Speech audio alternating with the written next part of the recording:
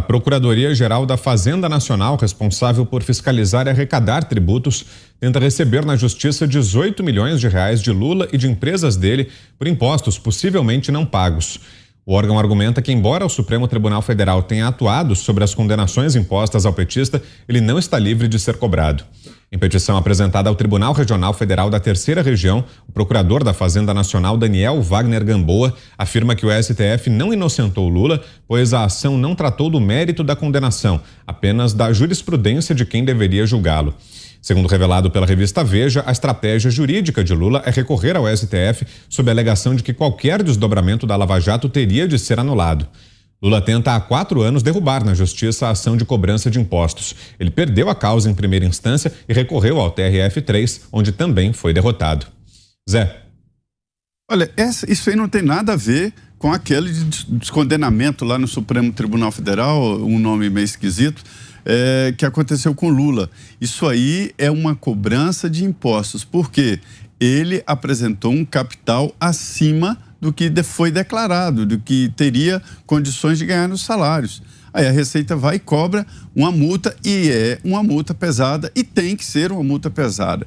Vocês devem estar lembrados daquela fase de interrogatórios, quando o Lula pedia provas se o triplex era dele, e o Sérgio Moro respondeu: senhores, nós não estamos aqui numa causa civil, ou seja, ninguém discutia o documento do triplex, se houve documento, estava discutindo o crime, estava discutindo exatamente o que foi colocado à disposição.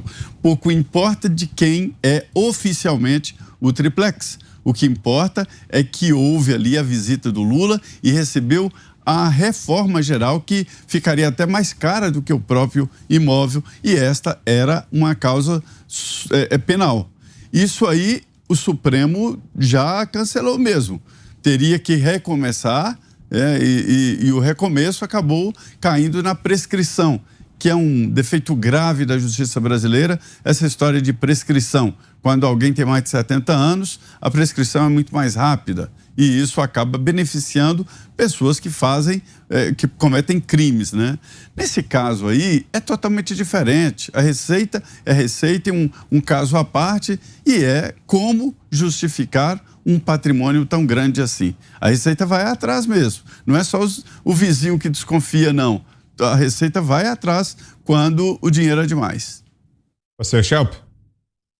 Não é inocente mesmo, né? O Procurador-Geral da Fazenda tem razão. A decisão do STF não foi no mérito, não discutiu o mérito das condenações, né? As condenações que, como a gente lembra, foram feitas em primeira, segunda, terceira instância. Houve condenações, inclusive, por mais de um juiz. Então, isso aí serve, né? Tem sido usado como uma narrativa política pela campanha do PT, mas quando se trata de cobrar impostos ou outras repercussões daquelas investigações, a história é outra. É interessante porque os advogados do Lula, entre eles o Cristiano Zanin, têm argumentado justamente de que ao cancelar, né, a condenação de Lula, quando o STF cancelou a condenação de Lula, outros desdobramentos das investigações da Lava Jato, dos fatos que foram trazidos à tona, também deveriam cair por terra. Parece muito o argumento que se usa em relação, por exemplo, ao Daniel Silveira, quando ele foi condenado no Supremo, e aí tem toda aquela discussão sobre se as outras restrições acessórias que foram impostas a ele, além da pena em si, a pena de prisão, também deveriam cair. Mas nesse caso não há dúvida, Lula não é inocente, até porque isso não foi comprovado. Diga, Ana. O TRF3, o TRF4, todos fascistas, né? Deve ser assim que o eleitorado do Lula pensa sobre a parte séria do nosso judiciário, porque nós sabemos muito bem qual é a parte séria, e há juízes muito sérios, comprometidos com nossas leis, com a Constituição, em primeira instância, em segundas, em tribunais regionais. Nós sabemos muito bem que a falta de seriedade e respeito à nossa Constituição, infelizmente, é essa composição do Supremo Tribunal Federal. O curioso é desse valor, 18 milhões, né? É que aqui nos Estados Unidos, Vitor, ex-presidentes, eles continuam aí bem ricos, né? Fazendo dinheiro com muitas palestras. Mas não é nada difícil você achar uma palestra do ex-presidente Bill Clinton na internet, de Barack Obama, de George W. Bush. Não é difícil, você acha. Recentemente o Barack Obama esteve em Stanford, dando uma palestra ali para alguns empresários. Agora, até hoje, ninguém consegue achar uma palestra do ex-presidiário, ex-presidente, assim como o Bill Clinton, Barack Obama, George W. Bush, ex-presidente de um país. A diferença é que o Lula é ex-presidiário, ninguém consegue achar essas palestras. Então, essa fortuna, de onde veio essa fortuna, né? 18 milhões aí do Lula, 18 milhões é de um amigo também? Continuam as perguntas. Eu tenho certeza que os culpados, eles estão aí em outros lugares, mas não em volta do petista, porque, afinal de contas, ele foi inocentado pela ONU e ele é a alma mais inocente, mais pura do Brasil. Diga, Fiuza. O Lula é inocente. Eu vi o William Bonner inocentando o Lula. Eu acredito no William Bonner. Ele, numa sabatina, ele rasgou a fantasia, né, assumiu um brado ali que parecia um brado do Ipiranga e fez uma declaração.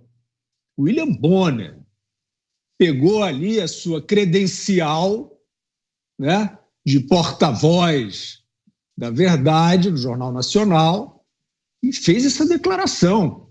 Candidato, o senhor não deve nada à justiça. O Lula se desmanchou, né? Assim, o Lula se apaixonou pela segunda vez naquele momento ali. Então, evidentemente que este é o maior lastro, não tem ONU, nem Fachin. O Lula, a gente sabe que o PT usa isso para cima e para baixo. Então, quer dizer, não, tirou do contexto nada. William Bonner deu ao Lula esta condecoração de inocente. Não usou a palavra inocente, tá bom, mas deu. Candidato, o senhor não deve nada à justiça. Ele falou porque quis. Eu adoraria que ele não tivesse falado. Aliás, eu adoraria que esse jornalismo, que já foi tão glorioso, não tivesse deixado de ser para fazer esse papelão. Mas resolveu fazer. Resolveu ser. Então o Lula é inocente porque o William Bonner falou. E aí os advogados do Lula ficam aqui mandando, junto com esse jornalismo aí de banqueiro, né, essa subimprensa falida, ficam tentando calar a boca da Jovem Pan. A Jovem Pan, vocês não deviam ter tanto medo da Jovem Pan. É uma empresa normal de jornalismo. Pingos nos is. É um nome até irreverente de um programa. Vocês não deviam tratar os Pingos nos is como um império, uma república. São pessoas comuns fazendo o seu trabalho. Eu sei que vocês não estão mais acostumados com isso.